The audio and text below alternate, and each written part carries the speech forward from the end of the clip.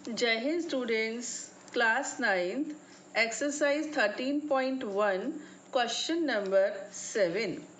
शांति sweet stall अपनी मिठाइयों को पैक करने के लिए गत्ते के डिब्बे बनाने का ऑर्डर दे रहा था। 2 मापों के डिब्बों की आवश्यकता थी। बड़े डिब्बों की माप 25 centimetre bye 20 centimetre bye 5 centimetre और छोटे डिब्बों की माप 15 centimetre bye 12 centimetre bye 5 centimetre थी। सभी प्रकार की अतिव्यापकता यानी कि ओवरलैप्स के लिए कुल पृष्ठीय क्षेत्रफल के 5% के बराबर अतिरिक्त गत्ता लगेगा। यदि गत्ते की लागत 4 रुपये प्रति 1000 सेंटीमीटर स्क्वायर है तो प्रत्येक प्रकार के 250 डिब्बे बनवाने की कितनी लागत आएगी? Shanti Sweet Stall was placing an order for making cardboard boxes for packing their sweets. 2 sizes of boxes were required. The bigger of dimensions this and the smaller of dimensions this. Okay. For all the overlaps, 5% of the total surface area is required extra. If the cost of the cardboard is rupees 4 for 1000 centimeters square, find the cost of cardboard required for supplying 250 boxes of each kind. आप समझ गए इस question को? कोई दुकानदार है, वो मिठाइयाँ बेचता है तो उसको बड़े भी डिब्बे चाहिए, छोटे भी चाहिए, ठीक है। एक तो उसने बड़े साइज का डिब्बा ऑर्डर किया, 250 डिब्बों का ऑर्डर दिया। दूसरा थोड़ा छोटे, जैसे 1 kg और हाफ kg ऐसे समझ लो, ठीक है। 2 टाइप के डिब्बे का उसने ऑर्डर दिया। इसकी ये डायमेंशंस दी है, इसकी ये डायमेंशंस दी है। ये भी 250 बॉक्सेस मंगवाए और बच्चों ये भी 250 बॉक्सेस मंगवाए, ठीक है। गत्ता जो इसको बनाने में लगा वो कहीं ना कहीं से आपको काटना भी पड़ता है ना। कहीं बड़ा हो गया, कहीं छोटा हो गया, या 2 कार्डबोर्ड्स को मिलाने में थोड़ा सा वेस्ट हो गया। तो कुल मिलाकर जो वेस्टेज होती है या ओवरलैपिंग, जैसे कि यहाँ ढक्कन है, मान लीजिए यहाँ तक तो वो है और नीचे लटक रहा है थोड़ा सा गत्ता, होता है ना ऐसे वाला कवर। तो इस तरीके से कुछ जो ओवरलैपिंग होती है वो 5% है, ये वो कह रहे हैं, ठीक है। तो और उसका जो खर्चा है उन्होंने कहा कि 1000 सेंटीमीटर स्क्वायर के 4 रुपए। इस हिसाब से उसको कितना पेमेंट करना है। तो हम बच्चों क्या करेंगे, पहले एक डिब्बे का इस बड़े वाले का वॉल्यूम निकालेंगे, सॉरी सरफेस एरिया निकालेंगे, surface area, total surface area, ठीक है। उसको 250 से मल्टीप्लाई कर देंगे तो 250 डिब्बों का हो जाएगा। ओके, फिर हम इसके एक डिब्बे का निकालेंगे। ओके, इसको भी 250 से मल्टीप्लाई कर देंगे तो ये 250 डिब्बों का हो जाएगा। दोनों को जोड़ देंगे। जोड़ने के बाद जो आएगा ना बच्चों, उसका हम 5% निकाल कर उसमें ऐड कर देंगे। इतना ही टोटल गत्ते की जो हमको पेमेंट है वो करनी है। वो जो जहाँ भी उसने ऑर्डर दिया है होलसेलर को, इस हिसाब से वो हमसे पैसे लेगा। हमसे मीन्स शांति स्वीट्स वालों से।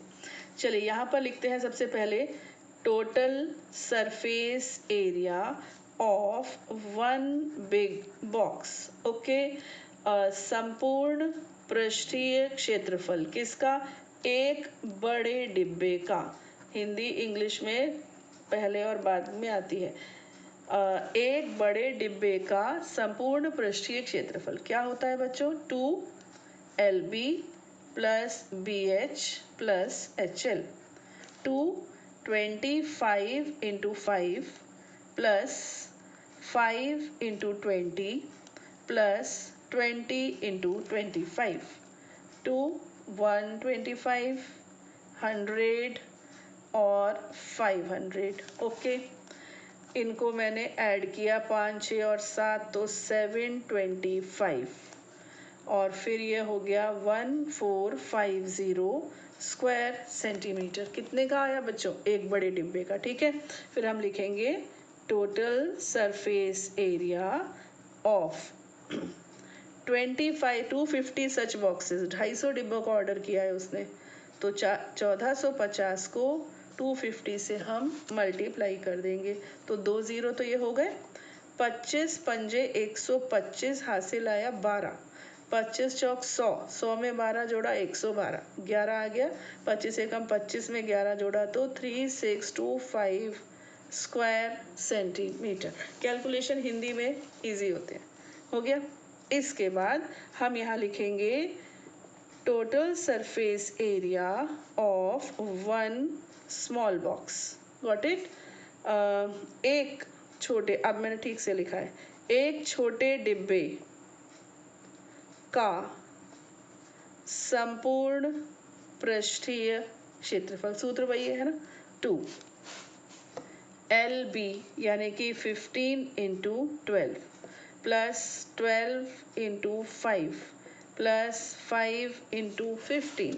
ओके, 2 12 पंजे 60, 180 प्लस 60 प्लस 75 ऐड किया, 8 और 6 14 और 7 21, 315 इंटू 2।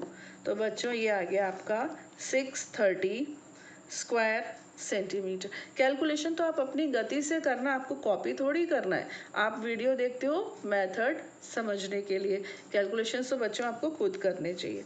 तो ये 630 कितने का है, एक डिब्बे का। आपको कितने चाहिए, 250 लिख लेना जैसे वहाँ लिखा। 250 से आप कर दीजिए मल्टीप्लाई। Got it. लीजिए मैंने मल्टीप्लाई किया, 25 दिया 75, 7 25 150 तो 157 आ गया स्क्वायर सेंटीमीटर। ठीक है, अब लिखेंगे टोटल एरिया ऑफ कार्डबोर्ड। उसको कार्डबोर्ड के हिसाब से पेमेंट करना है ना। तो कितना है बच्चों, वहाँ पर था 362500, इसमें ऐड हो जाएगा 15700, 1575, सॉरी एक 5 भी है बीच में। तो भैया फिर ऐसी गलती ना हो जाए तो यहाँ लिख कर ऐड कर लेते हैं। इसमें कौन सी बात है, ये लीजिए 0000 2 3 4 और 1 5 5 2 0 0 0 0 52 followed by 4 zeros square centimetre. नहीं तो ऐसे करो, ठीक है, 5,20,000 स्क्वायर सेंटीमीटर। ठीक, अब जो अपना गत्ता है वो वेस्ट भी होता है ना, पैकिंग में या ऊपर जो भी मैंने आपको पहले समझाया। तो आप लिखेंगे area of cardboard which overlaps. ठीक, हिंदी में इसके लिए क्या शब्द यूज हुआ है, आप लिख लेना अतिव्यापकता। ठीक है, इसको आप लिख लेना अतिव्यापकता में प्रयुक्त हुआ गत्ते का क्षेत्रफल। लिख लेंगे अतिव्यापकता में प्रयुक्त हुआ गत्ते का क्षेत्रफल 5%, 5% हुआ। ठीक है, तो 520000 का 5%। ठीक, ये कैंसिल हो गया। अभी 1 2 2 0 तो पहले से ही थे। 5 2 10, 5 5 25 और 1 6, 2600 स्क्वायर सेंटीमीटर गत्ते के पैसे भी वो आपसे ही लेगा, यानी कि जो भी उसका बायर है उससे खरीद रहा है उससे ही लेगा। अब टोटल एरिया ऑफ कार्डबोर्ड कितना हो गया बच्चों, पहले कितना था 520000 था। अब इसमें 2 6 और 3 0 यानी कि 26,000 ऐड हो जाएगा, 0.00645 स्क्वायर सेंटीमीटर, इतना गत्ता होगा। ठीक है, अब खर्चे की बात आई। यहाँ पर लिखेंगे cost of 1000 square centimetre cardboard is ₹4। Hindi में भी लिख देती हूँ, 1000 वर्ग सेंटीमीटर गत्ते का मूल्य कितना है बच्चों, ₹4। एक, अब बाकी आप लिख लेना दोबारा, है ना। 1 वर्ग सेंटीमीटर का कितना हो जाएगा, 4/1000। ठीक, और कितना गत्ता है जिसका हमको पेमेंट करना है, 546 followed by 3 zeros square centimetre. यहाँ लेकर आ जाइए 4/1000 इंटू 546000। ठीक, 3 0 3 0 कैंसिल, 4 6 24, 4 4 16 और 2 18, 4 5 20 and 1 21। सो 2184 रुपए का बिल उसका बनेगा, किसका? गत्ते के डिब्बों का। ठीक है, समझ में आया ये question? Now come to the last question of this exercise, that is 8th। Parveen अपनी कार खड़ी करने के लिए एक संदूक के प्रकार के ढांचे जैसा एक अस्थायी स्थान तिरपाल की सहायता से बनाना चाहती है। ठीक है, कार खड़ी करने के लिए उसको एक जगह बनवानी है और तिरपाल यूज कर रही है वो, जो कार को चारों ओर से और ऊपर से, चार तरफ से और ऊपर से ढक ले। सामने वाला फलक लटका हुआ होगा जिसे घुमाकर ऊपर किया जा सकता है।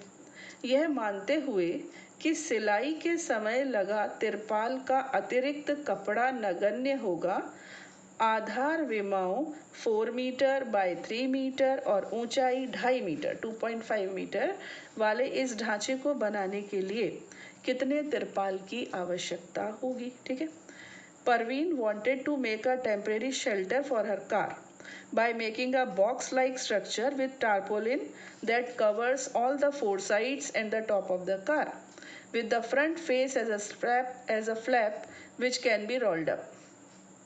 Assuming that the stitching margins are very small and therefore negligible, how much tarpaulin would be required to make the shelter of height 2.5 meters with base dimensions 4 meter by 3 meters? आपको पता है कि जब हम किसी दो चीज़ों को सिलते हैं बच्चों, आपको पता है कैसे सिलते हैं? ऐसे सिलते हैं, यहाँ पर एक सिलाई लगा देते हैं ना, और सिलाई लगाने से क्या होगा? ये ऐसा हो जाएगा। ठीक, अब ये जुड़ गया। आपको आता है सिलना? कभी सिला है? और नहीं आता तो सीख लो। ठीक है, थोड़ा बहुत सबको आना चाहिए कुछ ना कुछ।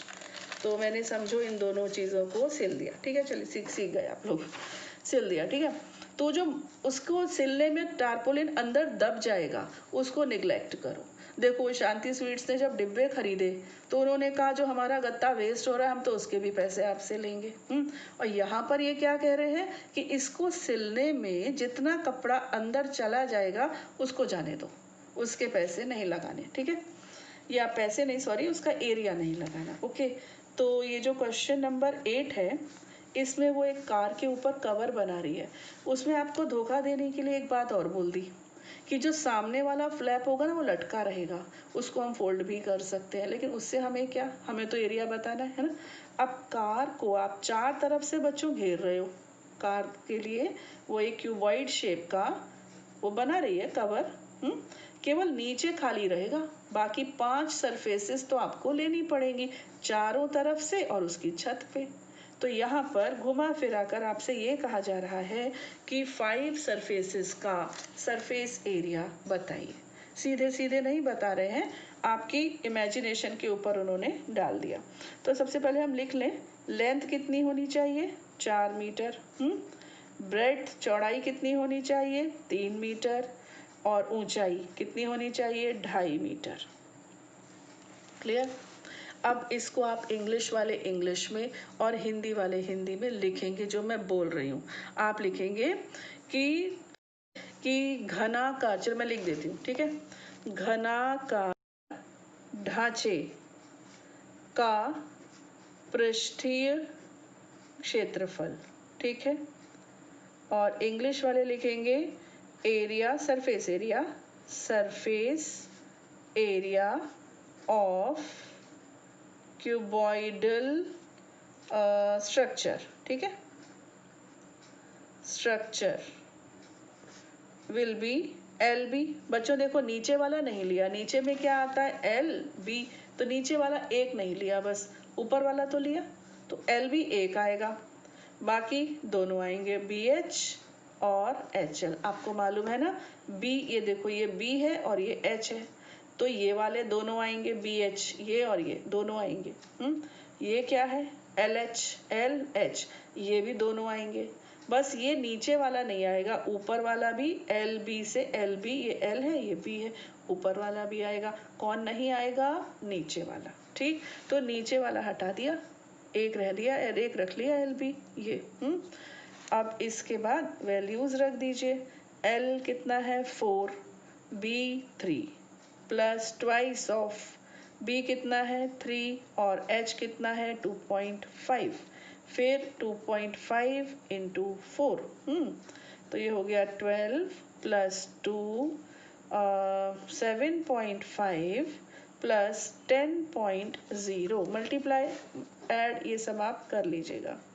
12 प्लस 2 इंटू 17.5, ओके। 12 प्लस 17 दूनी 34 होता है ना, और ये हो गया 35, आधा और जोड़ दो उसमें, तो कुल मिलाकर 47 स्क्वायर मीटर इतना कपड़ा उसको लगेगा। टारपोलिन, कितना टारपोलिन चाहिए उसको, इतना चाहिए, ठीक है। तो लिख देंगे आप tarpaulin required 47 square metres. Tarpaulin आवश्यक तिरपाल का क्षेत्रफल होगा 47 स्क्वायर मीटर्स, ठीक है। तो बाकी के क्वेश्चंस बच्चों हम लेंगे अपने अगले वीडियो में, और उसमें हम स्टार्ट करने वाले हैं 13.2। तो इंट्रोडक्टरी वीडियो आप ज़रूर देखिएगा, तभी आपको आगे की चीज़ें अच्छे से समझ में आएंगी। ओके, खुश रहिए, आबाद रहिए, पढ़ते रहिए और बढ़ते रहिए। जय हिंद।